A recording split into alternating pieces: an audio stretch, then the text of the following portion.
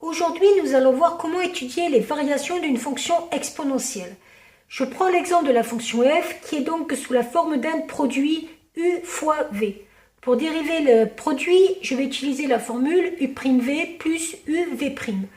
U va être joué par la fonction 2x et la dérivée de 2x va être 2. V par la fonction e moins x et la dérivée de e moins x moins e moins x. Car je n'oublie pas que j'ai une formule de cours qui me dit que la dérivée de EU est égale à U'EU. En appliquant la formule, cela me donne donc 2 fois E moins x plus 2x fois moins E moins x.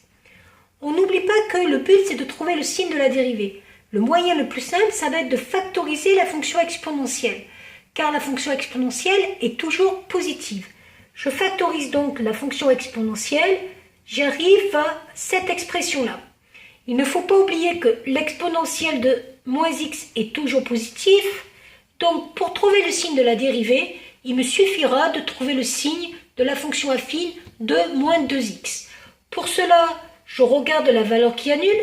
La valeur qui annule, c'est la valeur 1, entre moins l'infini et plus l'infini. 2 moins 2x étant une fonction affine, je regarde le coefficient directeur. Le coefficient directeur, c'est moins 2. Donc cette fonction affine est décroissante. Elle va passer du plus au moins. Ce qui me donne une dérivée qui sera d'abord positive, nulle, négative. Et à partir de là, je peux faire les variations de la fonction f. Deuxième possibilité avec des fonctions exponentielles, la fonction g. Je vais donc dériver la fonction g. Pour dériver la fonction g, j'utilise la formule u'EU, sachant que la dérivée de la constante moins 2 est égale à 0. Ce qui me donne 2 fois e2x. Cette fonction est toujours positive. J'aurai donc une fonction g qui sera croissante. Troisième possibilité, je me place toujours sur R et je prends la fonction h2x qui est égale à e2x moins 2x. Je dérive suivant la même méthode la fonction h. J'arrive donc à 2x moins 2.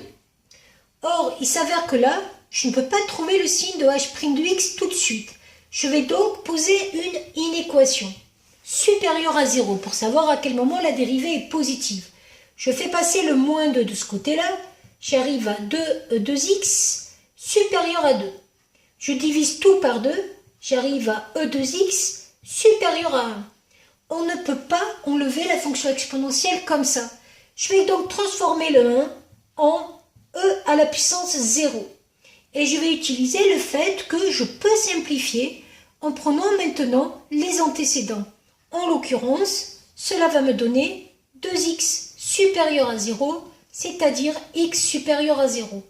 En résumé, je vais avoir pour les valeurs de x supérieures à 0 une dérivée qui sera positive. Ce qui va me donner comme tableau de variation les valeurs de x qui vont varier de moins l'infini à plus l'infini, une valeur charnière qui va être à 0 où la dérivée s'annule. Et la dérivée est positive pour les valeurs plus grandes que 0, donc je vais mettre plus. Et suivant la même méthode, la dérivée sera négative pour les valeurs plus petites que 0. Je vais mettre moins. Voilà.